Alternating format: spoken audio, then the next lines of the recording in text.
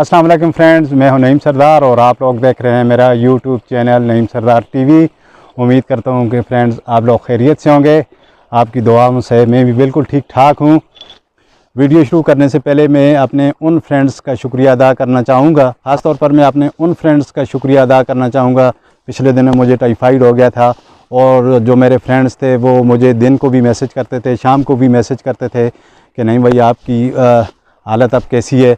तो मैं बिल्कुल उन भाइयों का शुक्रिया अदा करता हूं और उनको मैं ये बताना चाहता हूं कि मैं बिल्कुल आपके सामने हूं और आपकी दुआओं से बिल्कुल ठीक ठाक हूं। आप लोगों का बहुत बहुत शुक्रिया, आपने मेरा पूछा, मेरा हाल पूछा, बहुत बहुत शुक्रिया। वैसे वाईटी की जो दुनिया है ये वाईटी तक ही महदूद होती है, लेकिन मैं आप लोगों को सलूट पेश करता हूँ, सलाम पेश करता हूँ, अपनी बहनों को, अपने भाइयों को जिन्होंने दिन रात मेरी तबीयत के बारे में मुझसे पूछते रहे हैं। बहुत बहुत शुक्रिया। मैं बार बार शुक्रिया अदा कर रहा हूँ अपने उन बहन भाइयों का जिन्होंने मुझे याद रखा। मेरी बीमारी में भी वो मुझे भूले नहीं हैं, मेरी वीडियो के ऊपर आते रहे हैं, मुझे व्हाट्सएप पर उनके जो मैसेज वो आते रहे हैं, मुझे मौसूल होते रहे हैं। बहुत बहुत शुक्रिया फ्रेंड्स।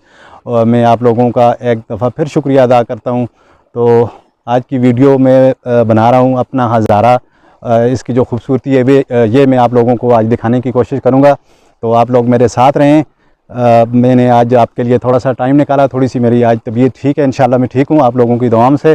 तो ये वीडियो मैं आप लोगों के लिए लेके आया हूँ, तो प्लीज़ मेरी वीडियो को पूरा देखिएगा। मेरा थोड़ा सा वाइट टाइम रहता है, तो वीडियो शुरू करते हैं और मैं आपको अपना हज़ारा दिखाता हूँ, अपना हज़ारा।